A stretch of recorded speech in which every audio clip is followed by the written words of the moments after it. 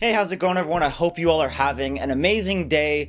It is that time of the month. I am a little late. It is November 30th, so this video isn't going to be out until December. Usually I like to make it the last week of November or the last week of the month, but stuff came up. Haven't had time to film, so this video is going to be a little late along with my haul. I'm waiting for 2 more volumes that are coming around the 8th of December. So, the haul is going to be a tad late depending on if the volumes come early or not, but today's not about the haul. Today is about the new manga coming out during the month of December. But before I start talking about new manga, according to YouTube, only 28% of you guys that watch these videos are subscribed. So if you like this kind of content and you think you are subscribed, you might not be. So just scroll down and double check if you are. If you're not, I would very much appreciate you click that red subscribe button for me. We are close to 700 subs, and that means we're one step closer to 1,000, which is an absolutely massive dream come true. So I would very much appreciate it if you guys would do that for me. But yeah, let's just start talking about some manga, shall we? I'm gonna try to keep this video as short as possible. I like to ramble sometimes during these videos, but I'll try not to do that. As always, I have them on my phone, and we're gonna go by publisher. First is Viz, 7 Seas, Yen Press Kodansha, Square Enix Vertical, and then Dark Horse. Start with Viz. We have a lot of really solid releases coming out this month. The first one being Black Clover Volume 31, a very solid manga. I recently just saw a TikTok of someone saying it's like a carbon copy of Naruto, or the author straight up copying some moments from Naruto, which I don't really care about. Black Clover is so much more fun than Naruto. I enjoyed Black Clover so much more than Naruto, so I don't really care. It's good, and that's all that matters. And then we have Love is War Volume 24, a series I have been messing with for years on end, and my homegirl HVL, she recently just picked up the manga, which makes me very happy because it is such a good rom-com. The recent volumes have been absolutely beautiful, so I'm excited to see what Volume 24 has in store. And as of filming this video, Love is War is over, I believe, which sucks. I don't know how many volumes it's going to be. It's going to be around 30 something. I think it could be close to 30. I could be completely wrong, but yeah. And then we have the 101st volume of One Piece. Recently just hit Volume 100, and Volume 101's coming out. I think this is the first manga I've ever seen hit over 100 volumes. That is absolutely insane. The numbers, it has over 1,000 chapters, which still blows my mind that Oda still has passion and love for this series. But the recent One Piece arcs have been amazing. For those wanting an update, I haven't read much after finishing Dressrosa. I've put myself on a digital ban until I read 90% of the shit that's in my collection, because I had a massive backup. I've read a lot of series since then. So maybe I'll get back into digital. We'll have to find out, but first I have to catch up to like My Hero, Black Clover, Blue Lock, all that. And then we have Call of the Night Volume 10. We are finally in the double digits for Call of the Night. I'm very excited for Volume 10. Volume 9 was a very good setup volume, so I'm excited to see what the series has in store for Volume 10.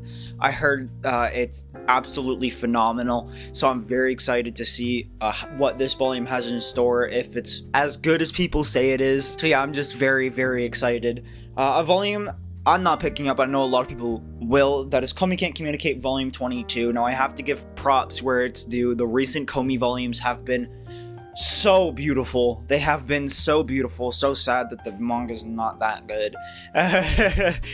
Too bad it's not fun manga, but yeah. For all you Komi fans, Volume 22 is coming out for you. Enjoy. And then we have Orochi Volume 3, which is a horror manga. I believe it looks a lot like Junji Ito works, which is a reason why I haven't bought it, because I don't like Junji Ito's work whatsoever.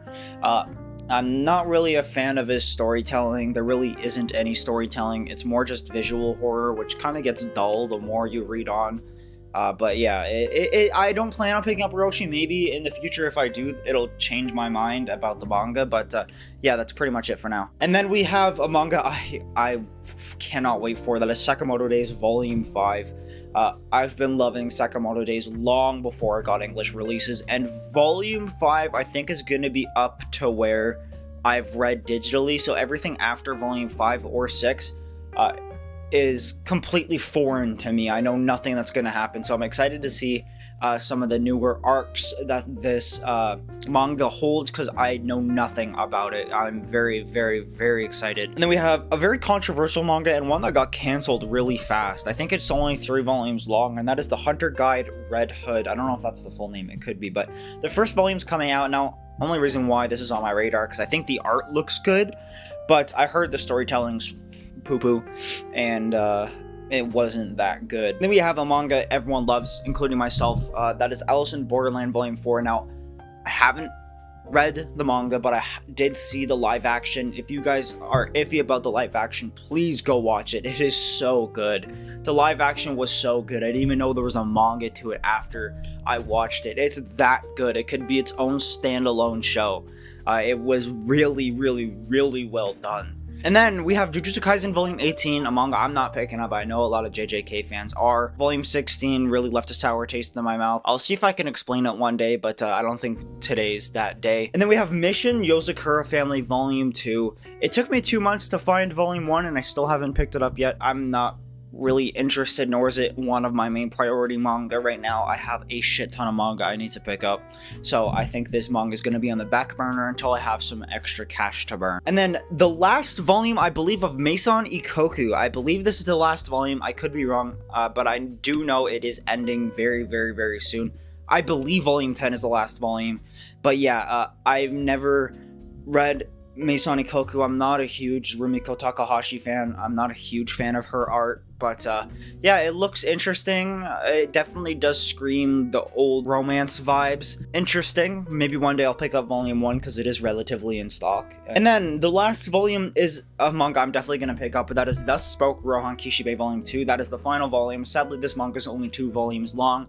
It was a short series Araki wrote, and obviously being the fanboy that I am, Araki, I have to own this work and anything else that comes out in English from him. I need Rohan at the L'Urvier. I can't remember how to say that. I don't know if I said that right or wrong, but I definitely need that manga because apparently it's full color, and I am a sucker for Araki's full color manga. I read parts 6, 7, and 8 fully in color, and it just blew my mind. So I'm excited for Volume 2 of Thus Spoke Rohan Kishibe. I have yet to read Volume 1, but I am very excited to do so. And then 7 Seas has a shit ton of releases this month. I am really, really, really surprised. We have the 4th omnibus of Darling in the Franxx, Volume 7 and Volume 8.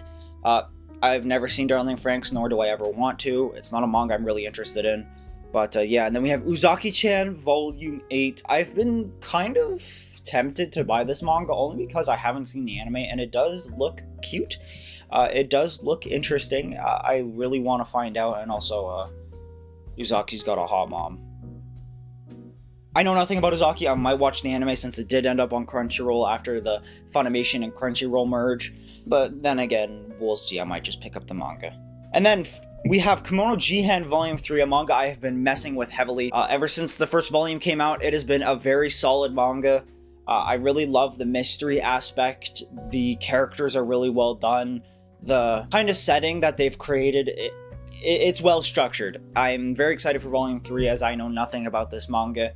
I've been tempted to watch the anime, but I think I'm just going to stick to the manga just because it's really good. It's really good. We have 2.5D Seduction Volume 4. I've been told I would enjoy this manga by my homeboy Jake. Apparently it gets really slice of lifey and really wholesome in the later volumes, like especially 2 and 3. So maybe in the future, the Christmas season is coming up, so I might spend a little bit of that Christmas cash on some 2.5D Seduction, but for now, I know nothing about it. I know it's about a dude that's really only into 2D characters, but then he meets women that cosplay those said 2D characters, and then he ends up falling in love with them, I think. I could be completely wrong. It looks interesting. It sounds interesting. I heard it is pretty fan servicey, but who knows? And then Miss Kobayashi's Dragon Maid Elma's Office Lady Diary Volume 6. Now, the only reason why this is on here because I love Elma.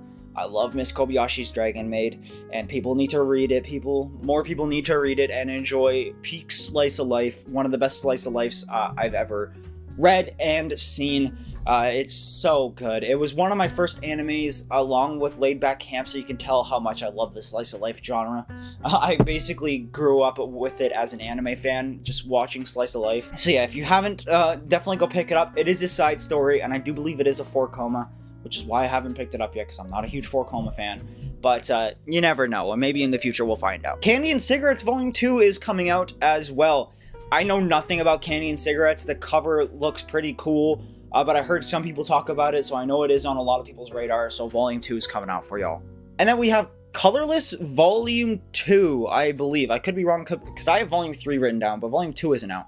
I could be wrong. I could be dead wrong. We'll have to see when I do some research making up this video. We'll have to find out. The Duke of Death and His Maid Volume 4. Last time a volume came out, I went for the hunt for it. I went hunting for it, and hopefully Volume 4 isn't that hard to find, because I had to go to an Indigo pretty far away.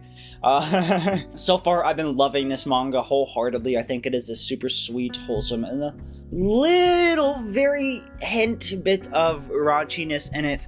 And just that the main girl likes to tease him with her body, stuff like that. But it is super cute. It is a super cute manga, so I'm excited to explore more of this manga and see what it has in store. And then we have, I believe this is the last volume of Gigant, Volume 10. I do know it is ending soon, and this might be the last volume. But it is by the creator of Gantz, which is interesting, seeing him go from writing and drawing Gantz to a woman that grows big and has massive honkers. It is interesting, but I mean, his art's phenomenal, so you never know, we might have to take a little peek at it. Pull the D-Gen side of me back out and read this manga, but we'll have to see. And then we have Yuna and the Haunted Hot Springs, Volume 22. I loved the anime. I thought it was really good. It was super ecchi, but I think the echiness was well done. It was funny. It was hilarious. It was interesting, at least, and the plot did seem kind of cool. So hopefully in the future I can pick up the manga. I want to pick it up from Volume 1, but we'll have to see if I can even find Volume 1. Alright, and then from Yen Press, one of these volumes is from the newest side of Yen Press, or a new publisher, Ise Press, which is a publisher printing webtoons or manhwas, stuff like that. And the first one they're printing this month is The Boxer. I have been a huge fan of The Boxer for a very long time. It is over, I believe. I'm definitely excited for these English releases. Ise Press has done an amazing job with their other English releases of these webtoons. They are in super top-notch quality. The colors are really nice. The paper quality is really well done. So I'm excited to see what The Boxer holds in store. I might just pick it up because I haven't read it in a very long time. It's been like 2 years, I believe, so we'll have to find out. But next, we have the complete collection of K-On! K-On! Is an anime I saw years ago. I can't tell you how long ago. I was still in high school. That was at least 2 or 3 years ago. It's been a while. I don't plan on picking up the manga, but I know a lot of people are eagerly waiting for the complete edition, as I believe the singles are pretty out of print or pretty out of stock. I could be dead wrong though, but I am excited. Another manga I'm excited for is Kowloon Volume 2. Volume 1 left off on a really interesting note. The whole entirety of the first volume was pretty boring. If you want to see a whole review, I have it up here for y'all. I thought everything was boring until the last chapter, where things really took a turn for the better, and I'm very excited to see what it holds in the future. So yeah, I can't say much. I know nothing about it. I'm just excited to see what Volume 2 has in store for me. And then we have a manga I'm really interested in, and that is Shy Volume 1. Now I have to give props where props is due. The homeboy Prem did shout this manga out to me. I did check it out. It does look really good, so I'm excited to see what this manga is about. I know nothing about it. I don't even know the premise. All I know is that the covers are fucking insane. So yeah, we'll have to see. You'll probably know about this at the end of my December haul. But yeah, we'll have to wait and see my opinion until then. And then we have Phantom Tales of the Night Volume 10. I keep calling this an underrated manga because it is a underrated manga. It is visually horrifying with a really interesting story, a really sci-fi story, which I think is very well done, and it is a manga I think a lot of people should read. Sadly, there are no digital copies of this manga. You can't read it online, so I implore you, please go pick up the singles. It is a really well done manga, and these covers are some of the best covers I've ever seen. They are fucking beautiful. Like, my eyes bleed just staring at them because of how beautiful they are. I don't feel worthy looking at them. That's just how gorgeous they are. So if you want a very beautiful looking manga, then definitely go pick up this manga. It is so good. You definitely won't regret it. And then we have Teasing Master Tagaki-san Volume 16. Saw the first episode, thought it was cute. It's a staple slice of life, so in the future, I probably will pick it up because I do like my slice of life little romance kind of stuff, you know what I mean? And then from Kodansha, we have Orient Volume 12. Now, Volume 10 and 11 came out the same month of November. It came out like 2 weeks after each other, which I thought was super cool, and they're not stopping. Volume 12 is coming out shortly. I know nothing about Orient. Saw the first episode of the anime. I didn't really like it. I didn't really mess with it, but I heard from my homeboy Jake, it does get good. So we'll have to see in the future. You never know. And then the second and final box set of the Quintessential Quintuplets is coming out. This is volume 7 to 14, if I am correct. Or 8 to 14. I could be wrong. I'm pretty sure I'm right, though, because, you know, just got that, the noggin on me, that fucking big brain of mine. I loved Quintessential Quintuplets. I have yet to see the movie, which I don't think is even out yet. First 2 seasons were really solid. So I'm excited to see how it ends, because I believe the movie is the last part of Quintessential Quintuplets, then it's over. I know who wins, and I am very happy about it. You know, she is best girl. Y'all hating. But yeah, I'm very excited. I know a lot of people are excited. And then we have Gogo Loser Ranger Volume 2. Now, I've heard this manga had some accidents with being released. I've heard it's been released like a month early at some Barnes & Nobles and some Indigos. Excited to see for Volume 2. I did read Volume 1. I got whiplash once or twice just to how weird things happened with really no explanation. But other than that, it was a really good read. The storyline's really interesting. The characters are really interesting. It just seems like an all-around decent read. And I do think I will continue to pick up this manga whenever a new volume comes out. And then we have Peak Fiction, Peak Sports Manga, a manga that's been blowing up recently just because Japan won their match during the World Cup. And that is Blue Lock Volume 4. I am very happy. Even the artist drew a little illustration for Japan winning their match during the World Cup, and they even had the jersey designed by the creator of Blue Lock. It's like this weird shit. I can't believe I live in a reality where like Blue Lock is the main focus of Japan and the World Cup. I thought was so sick. I thought it was so cool. It's getting the limelight Awashi wishes it had. Which I'm very hyped about. I'm very excited for Volume 4. I have yet to read my Volume 3, obviously because I've already read about 200 chapters online. Then we have Fire Force Volume 30. Now, I believe there's only 2 or 4 volumes left, and I'm very excited. Now, the first omnibus did come out, and it looks beautiful. It looks gorgeous, so bet your sweet ass I'm going to be buying that omnibus in the future. Maybe not right now, because I'm on a budget, Christmas and stuff, and that is coming up, so you never know. But yeah, very excited. Omnibus looks sick. I don't know how long it's going to be until it completely finishes. If it's like 7 Deadly Sins, then it's just going to keep pumping and pumping and pumping, because all they need to do is just oversize the pieces of paper and print it, because they already have the material for it. So I don't see why it's not going to come out monthly. A 3-in-1, if so, then I will definitely pick it up, because that means it would be coming out fast. But after that, we have a D-Gen manga, one I get shit for a lot, and that is Rent-A-Girlfriend Volume 16. You guys might not believe me when I say this, but I read it for the women. I don't give a fuck about the plot. I don't give a fuck about Kazuya. He pisses me off sometimes, but I'm reading it for Regi's art and the women, because I think they have some of the best fashion sense in manga right now, and the covers are fucking gorgeous. The covers are beautiful. The newer Rent-A-Girlfriend volume covers have been straight heat. The Japanese ones are so good. I'm very excited to own the future volumes just because of those covers. But yeah, I'm excited to see more of Chizuru and all those bad women. Moving on, we have the first box set of Sweat and Soap. I believe there's gonna be 2 box sets. I don't know how many volumes this box set covers, but yeah. I have the first 4 volumes. I thought it was pretty good. I thought it was really sweet. It is an adult romance.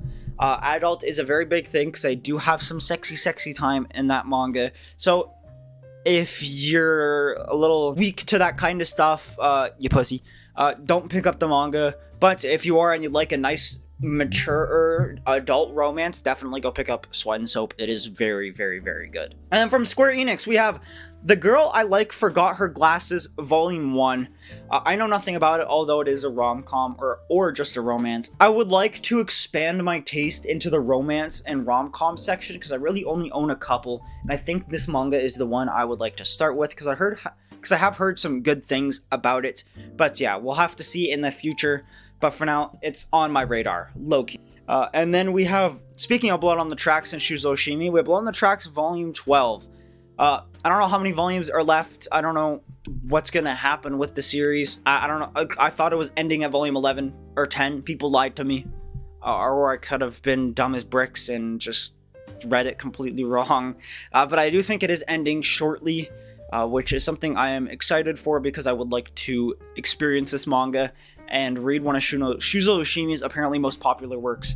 But yeah, that is Blood on the Tracks Volume 12. And then from Dark Horse, there's only one release because Dark Horse never releases new manga, and that is the Berserk Deluxe Edition Volume 12. It is coming out at the end of December. I'm slacking. I only have the first 3 only because they're like 70 Canadian dollars a pop, which is some money I don't have right now at least. But yeah, I love Berserk.